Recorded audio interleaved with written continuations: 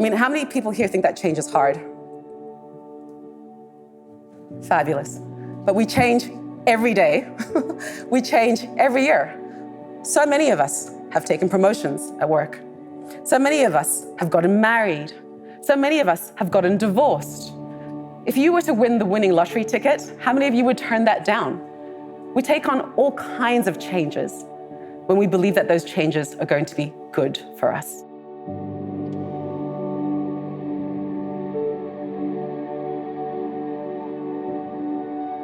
The pause is incredibly powerful. A moment of silence to let something reverberate, or the moments of silence to formulate an answer. The people in the room are processing with you, thinking. Minds are really active. Or if there's a pause while you're bringing something up to read, minds are active. It's not a void. Do you play a musical instrument? Sing, you sing. Do you sing in a choir? You sing in a choir. Oh, well, that's perfect. I'll end on this note. At the end of a song, there's a chord possibly where it resolves, and you stop, and the music reverberates.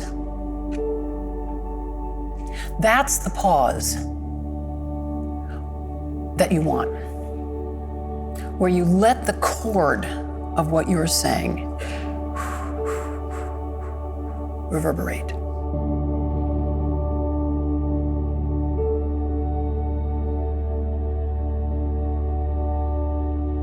People who work with you need to feel there's a surplus about working for you rather than someone else. What are you providing beyond the basic contractual, benefits? Some of it is meaning and purpose, but there's a lot of other components to it. What are the training opportunities? What are the leadership development opportunities? What is the network that you're introducing them to? Where could they go and head? There's a lot of different competitive advantages, and you've got to think, how can we differentiate our organization to provide those things, and our movement, frankly, right, to provide them. I know that in some ways you're kind of competing against each other, but the real goal here is to grow the pie, right, to bring a lot more people in. So this is what it looks like. How do you start creating an environment that's really special and that draws people in? Every class I teach at Harvard Law School, I send out a survey ahead of time to my students about their backgrounds, where they were before law school, why they came to law school, and what they want to do going forward. And I have a January class this January with 65 law students. For the very first time, I saw 4 students mentioning animal protection. There is momentum building, and I'm very willing, but my hand is up. I will help you recruit, but they'll be more attracted to you once they start understanding how special it is to work for you and why.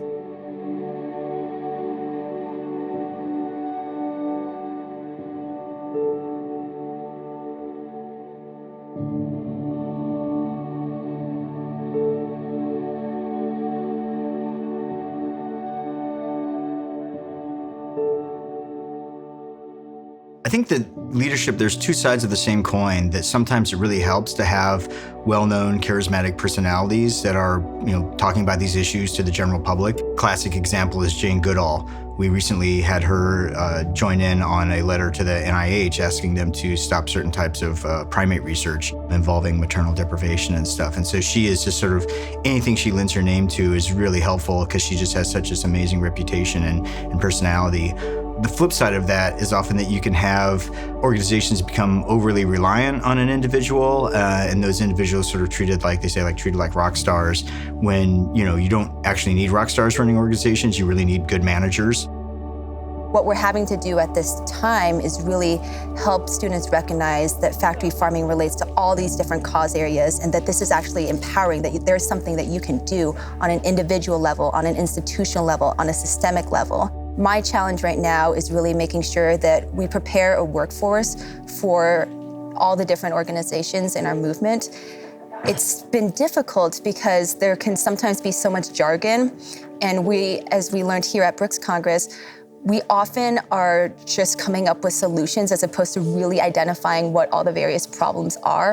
And it's the job of leadership to figure out what is going to actually work for your organization. Leadership in the animal protection movement has both helped foster a lot of growth, but has also come with some unintended consequences. And so I remember when I first came into the movement, I was really enthralled by the work that a lot of advocates were doing, and I attached that work necessarily to the leaders of those organizations. This comes with unintended consequences. And so, for example, if there is bad behavior on the part of leadership, unethical behavior, or problematic business practices, it creates this friction between the organization itself and the leaders in that space. And we oftentimes then see a very problematic attempt to divorce leadership from the organization, the face of the organization from the organization itself. The critical question that animal protection advocates need to ask themselves, and that organizations need to ask themselves, and that needs to come, I think, from leadership itself, is what is the relationship and what is a healthy relationship between the leadership and the organizations that they represent.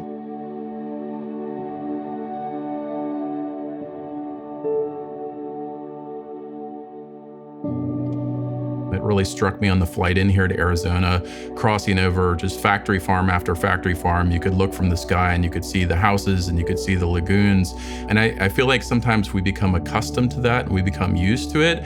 And if someone came from another planet and saw that, I think their first reaction would be to be horrified. Specific to leadership, I do feel like, just based on sort of our proximity to those issues and familiarity with it, sometimes animal protection gets treated as a business versus this urgent, sort of, at least from the perspective of outsiders, this radical movement that's attempting to overthrow sort of this ingrained system of agriculture. So I think there's times where we may be passive, and I feel like some outsiders from another planet might look and say, this is horrific. Why are you not doing more? Why is there no urgency? There's times where, the nonprofit industry has become a business, and folks are, to some extent, happy to have jobs versus actively day in and day out looking to dismantle this industry, whatever it takes. I think in many ways, being a man of color, particularly a Black man in the United States, I'm somewhat alien to the movement. When I first arrived in the movement, I was astonished, honestly, by how many people inside of the animal protection movement were so unaware of how closely related I was to animals that needed to be protected. I mean, my ancestors, my great-grandfather, my grandmother, they worked on plantations. These were people that were treated like cattle, like chattel. And so the idea that here we have this movement that's so passionate and so disconnected from its Black and brown brothers and sisters that were themselves treated like chattel. If I were a leader in the animal protection movement, I would be seeking out people of color that were treated that way, because it's that lived experience. How does it feel, right? How did your grandmother feel, your grandfather, your great-granddaddy? How did they feel being treated like an animal? And so, as somewhat of an alien in the movement, I was shocked to see that there were so many people inside the movement that didn't understand my life experience nor the life experience of my family. And so that's always been a surprise to me. And so when I speak of diversity, I don't mean just the diversity that's needed in terms of a range of skin tone. I mean the diversity that's needed in the movement, that's a diversity of full lived experience.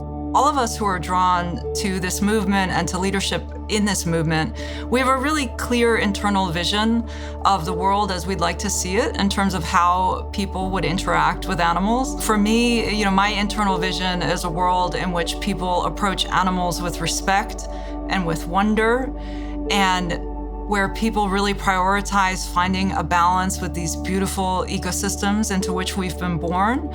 And my internal vision and the internal vision of all the leaders in this movement is so far removed from the reality that we confront every day and the reality that we're trying to change. So I think what's interesting about leading in that context is we're constantly having to make strategic decisions about which changes are actually possible and could move the needle for animals. And those changes are by definition incremental and gradual and uncertain as to their future effects. And sometimes leaders in this field are judged harshly, I think, as they try to make pragmatic decisions and realistic change in the world.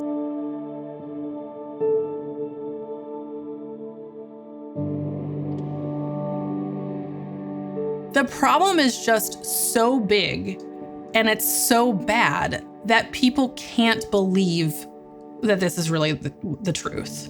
And that's a real challenge for us because we all grow up in an environment where most of the speakers who are talking to us about what's happening to animals are speaking from a position of wanting to sell us more animal products. So even people who make a huge effort to educate themselves about what's happening are living in a culture and are hearing messages constantly from basically advertisers telling us that everything's fine. So there's a phenomenon called the informational immune system that our brains do. When we hear something that doesn't really comply with our conception of the world, we reject it. And I think that's a real challenge for animal protection because we have to get over that barrier for people. And not only that, we have to really make it clear to them what it is that they can do to deal with such a huge and seemingly insurmountable problem. But that's our job. Our job is to really understand what it takes for people psychologically to move from unknowing, uncaring, or some combination of the two, all the way through to engaged and active in the movement. And we need to walk them down that path and really understand how to do that in a specific way. The individuals we're trying to benefit, animals, can't actually speak for themselves. Even when we try our best to represent the interests of those communities, there's always going to be some layer of judgment or projection. And then there's always this third component of trying to represent and understand and speak to the human communities who are interacting with those animal communities. And then there's also a kind of a cultural challenge for organizations where I think many people get very passionate about the cause of helping animals. And because it's a viewpoint that many people don't share, that passion can often feel isolating, and then that can in turn be kind of radicalizing. And so that can lead to an environment where people are forgetting the humanity in pursuit of the animals and kind of justifying any form of extremeness or workaholism or low salaries in terms of like you should have to do this for the animals. And fortunately, I think the movement is coming up and having more conversations about the importance of remembering our humanity collectively in service of the animals. But it is a challenge, and it's something I'm glad we're working on together. I do think that leadership in the animal protection space is much harder than other leadership spaces for a lot of different reasons. As animal activists, we often confuse the enormity of the task with our own identity and our own self-worth. And we do that, as do our teams. And it takes a toll on a leader. I think those that are advocating for change that in their heart of hearts they believe in take a bigger toll. So it's much harder, and you really can't separate yourself, the meaning of who you are from what you're trying to change in the world. And that can cause leaders to burn out. It can cause leaders to be impatient and frustrated and not take the time to take care of themselves. So I think needs to be a bigger emphasis on leaders taking a little moment to separate themselves from the work whenever they can and take a pause and take care of themselves.